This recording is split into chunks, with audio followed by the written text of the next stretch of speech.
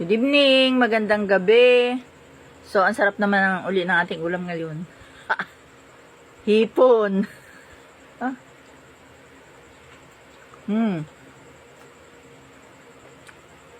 Ang sarap ng okra. May string beans. Ano? May hipon. Harap. Talagang swerteng-swerte sa sarap. Ayan, no?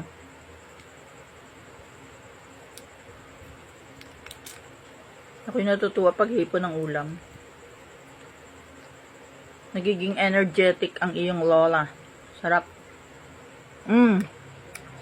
Kailangan ay nakakamay para mas lalong masarap.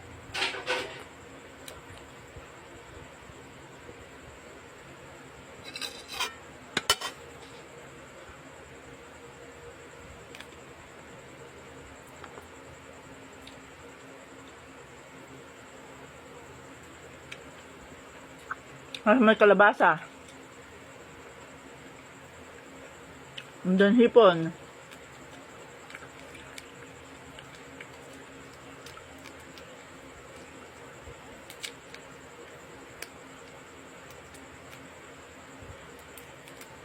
Sarap. Kaya kailangan medyo matagal-tagal para may advertisement. Pag maigsi ay hindi malagyan ng advertisement, ano.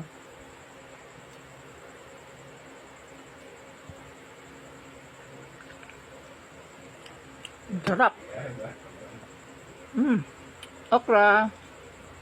Hipon. Kalabasa. String beans. String beans. Laki ng hipon. Sarap.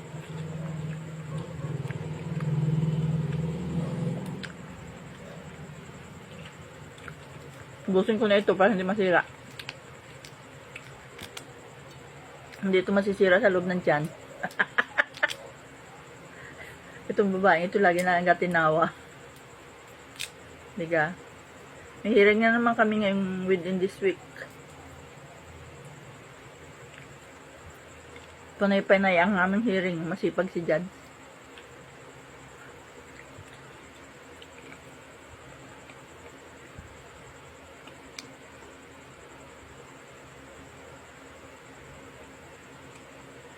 Ha? Kalabasa. Hipon. String beans. Kalabasa. Ibo na ako. String beans. Hipon na naman. Dami hipon.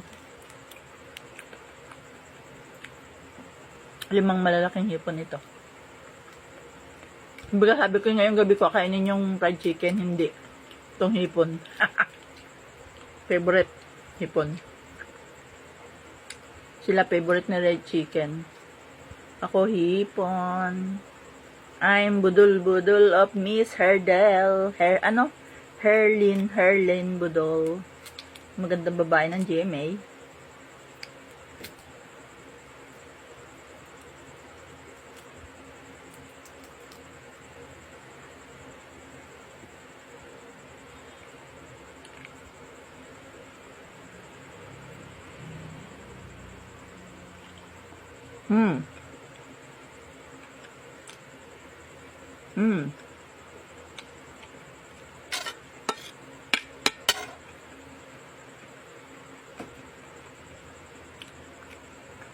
Hipon.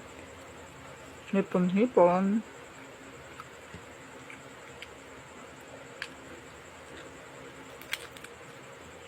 Sarap talaga hipon.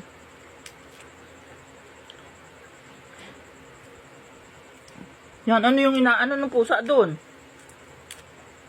Nabalibag. Nasasabik na yung mga pusa sa pagkain.